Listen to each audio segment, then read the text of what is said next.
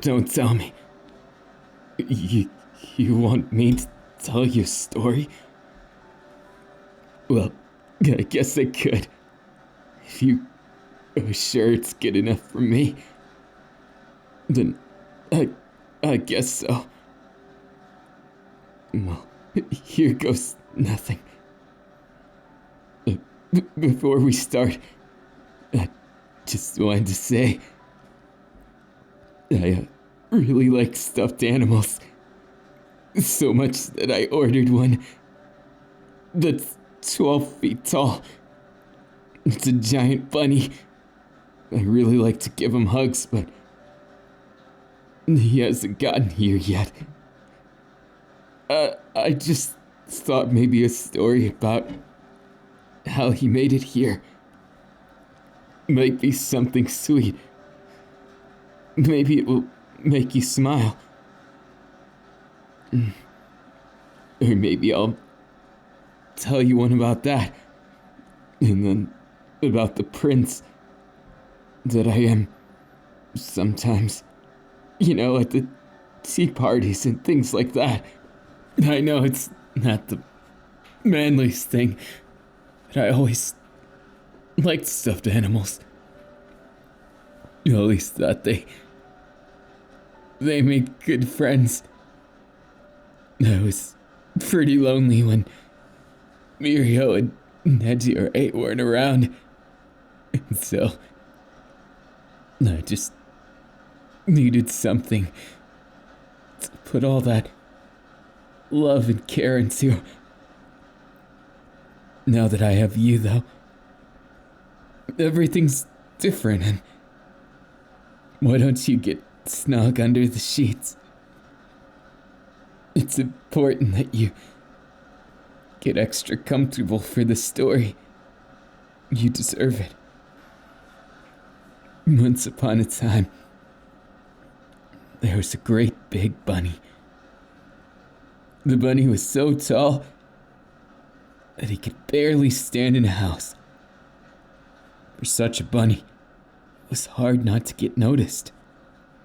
Which was a good thing sometimes. But the major problem was the bunny was very shy. He saw all those eyes on him, and it made him nervous. He wondered what those people were thinking, and maybe if they thought he was weird or strange or maybe even creepy.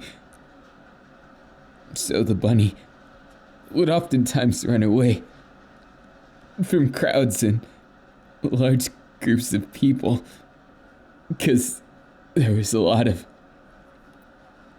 apprehension. But one day, the bunny had run so far, he didn't know how to get back. He lived in a really beautiful city with stuffed animals everywhere, and his previous job of making sure the little ones at a carnival were given head pats and hugs. Well, he kinda didn't know how to get back. So of course it was gonna be a problem. He can't miss his job after all, or else him as the mascot of the carnival would kill the show. All those disappointed that they didn't get to see his performance or get a hug from the giant, cuddly bunny. Well, you know, it's the one time he could get brave. The one time he could feel like he was alive. Like he had a place in this world. Because all the rest of the times, he felt kind of alien. Like he didn't really belong there. It wasn't even anyone's fault. Nobody was directly mean to him. It's just his own self-doubt and anxiety. It mounted up and mounted up until he couldn't take it anymore. And well, as the stuffed animal as big as him, people thought he was big and tough. Like a one bunny island, or a bunny mountain or something. But he wasn't. He was absolutely just like you and I. Someone who struggled and had their pluses and minuses. The major difference is he didn't really have a friend. It wasn't until he got truly lost in the big dark forest that things started to change, so he wasn't sure for the better. No matter which way he walked, it was just the lonely moon. Eventually, he met the moon. Someone else who was quite lonely in the sky. Sure, there were the stars, but they didn't consider the moon one. And so the bunny, he decided to talk to the moon. She was very nice. And, well, the two of them got along swell. So much so that the moon invited him to go. To take a ride through the night sky and visit through the stars. Take the Milky Way and find a new way. Maybe with the moon's help, he could find his way back home. Then again, he knew if he didn't make it back, well, there was sure to be someone else that could be the big bunny. That thought made him sad. After all, for all the anxiety he had, he did love his job, but somehow being away from it, from people, from his responsibilities made him feel free. And he thought, maybe I should try and beat my fears. Maybe I should go on a journey so when I come back, I can give even better hugs, better head pats, and change the carnival for the better. Maybe it's better if they just wait a while, and I can meet someone who could show the world that I'm not just a big tough bunny, that I'm a softie at heart, and that I'm not afraid to admit that I'm scared of crowds or certain people. That's just what the bunny and the moon did. The moon took the bunny to the only place she knew could help. And into the tunnel went the big bunny, waving goodbye to his friend the moon. He knew he'd see her again, and she knew too. But it didn't make it any easier. He almost cried, but he didn't. He didn't want the moon to be sad either. And as he went down the dark and scary tunnel, it got a little brighter and a little brighter. And before he knew it, he popped out the other side and found himself in a whole different world. Not seeing another stuffed animal for miles. He began to wonder if he made the right choice. Somehow he kept going. Kept trying and trying. No matter what, he didn't give up. And eventually he found a silly hero in training who wanted to be his friend. And so they went home and they had a tea party together. It was a strange meeting at first, but as things went on, it was quite a fun night. And one fun night turned into two, turned into three. And before he knew it, he had met all the stuffed animals in the room. All together.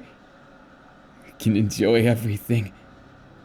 But the big bunny eventually, now that he'd found his place, he wanted to stay. But he knew he should at least go check check on the carnival, make sure they're doing all right. But on his way there, things took a strange turn. He went back through the tunnel, back through the forest, said hi to Luna, and eventually made it back. When he did, found out that no one had replaced him, and that instead of a carnival, it was now a zoo. His former friends locked in cages. It made him sad and angry. So much so he started breaking the cages, setting his friends free, but they looked so sad. And he figured out why.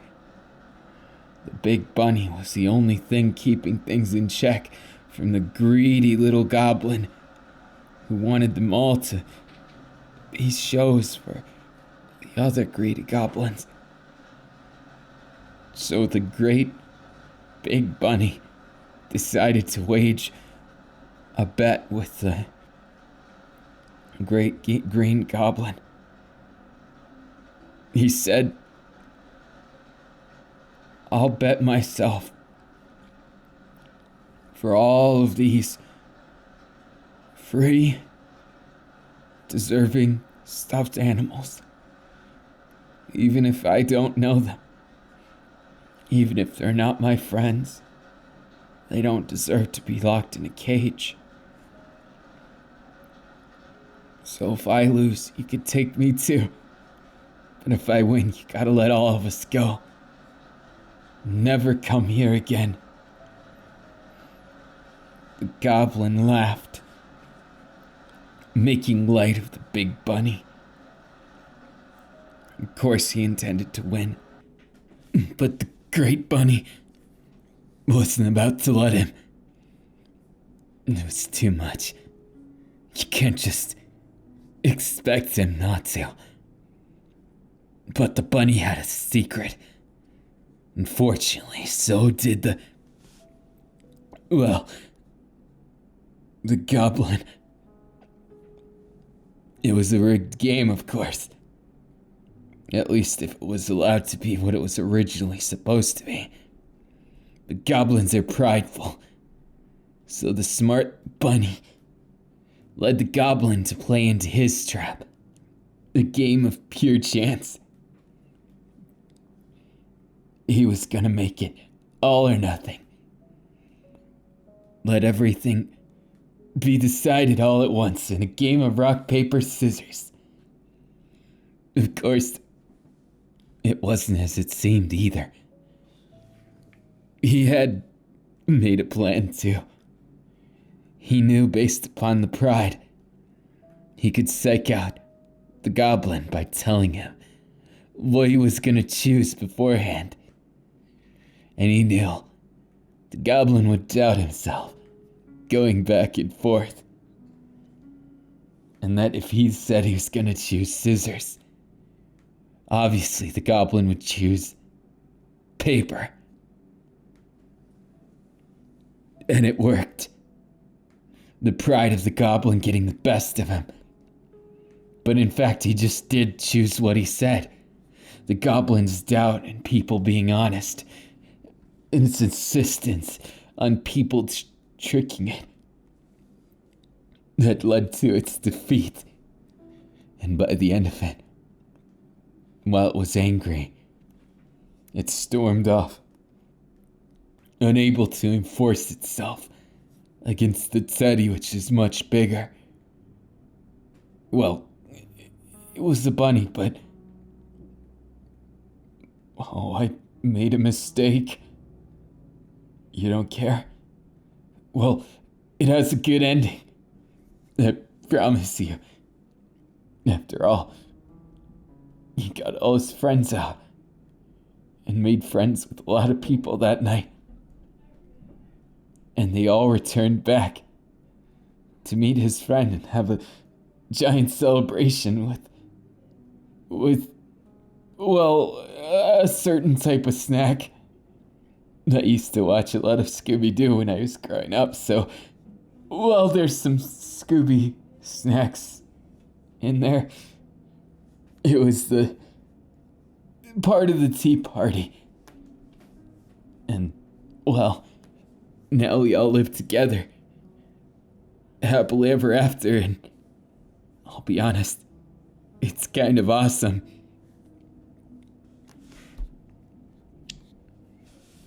A kiss on the forehead has a big chance of making you have a dream. Did you know that? And I want you to have the best dreams ever. You totally deserve it. And besides, I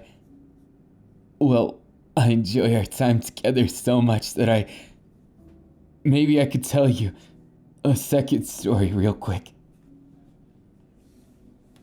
Alright. One more. Once upon a time, there was a great prince.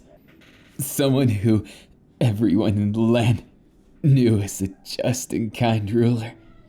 But also, someone who was cool, but still a little shy. But he's working on it, obviously. And he met someone just like you. And while it was just a chance meeting, it was kind of special because he didn't usually go to the dances or anything. He'd usually sneak out on those nights. And this was one of those nights, just so happened.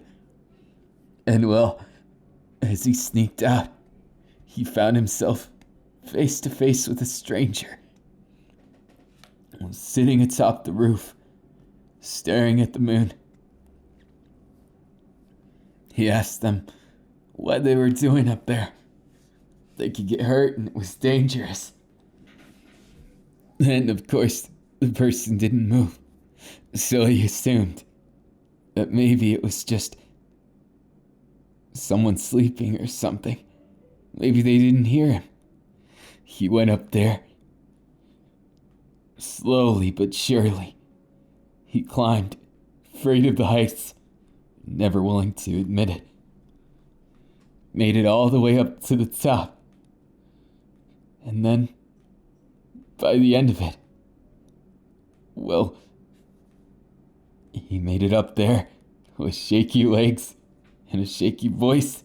He cried out, "Hey, it's dangerous up here." Before almost falling over himself, the person just laughed. And he got a little upset, honestly. Well, then he realized once that person walked over, they were just happy to be around him. And that he looked like someone that would be special to them someday. Before leaping off to another rooftop and disappearing. It was strange, but somehow the prince was so smitten by them. They changed the way he looked at life. Every gathering he'd look for them, but never could he find them again. It was probably the worst thing ever for a while there. Not being able to find the one person other than the closest friends that mattered.